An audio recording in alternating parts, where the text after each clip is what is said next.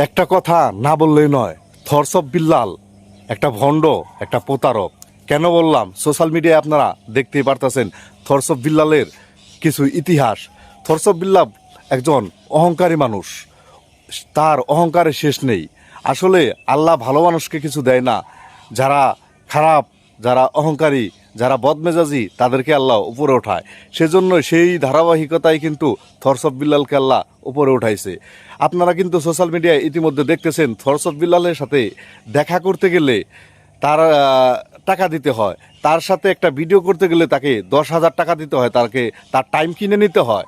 সে কত বড় একজন সেলিব্রিটি, কত বড় দেশের, মনে হচ্ছে যে দেশে একজন প্রধানমন্ত্রী, তার কাছে গেল প্রধানমন্ত্রীও তো তার সাথে সাক্ষাৎ করতে টাকা নেয় না।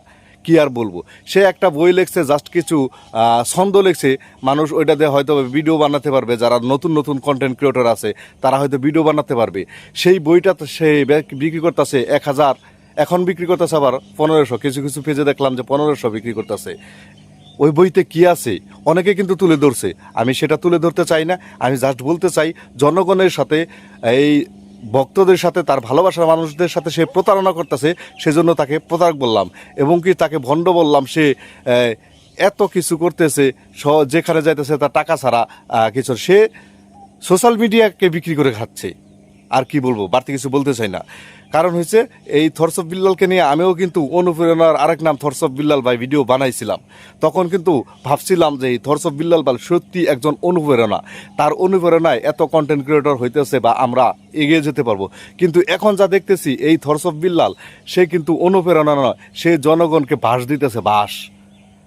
এক একজনের আবেগ বিক্রি করে সে খাচ্ছে। কি একটা অবস্থা! সে সেলিব্রিটি হয়েছে বিদায় তার সাথে দেখা করতে গেলে টাকা দিতে হবে, তার সাথে একদিন থাকতে হলে তাকে 10,000 টাকা দিতে হবে, তার বয়সে যদি ভিডিও বানায় নেই তাকে 20,000 টাকা দিতে হবে। কি শুরু হয়েছে দর্শক শ্রোতা!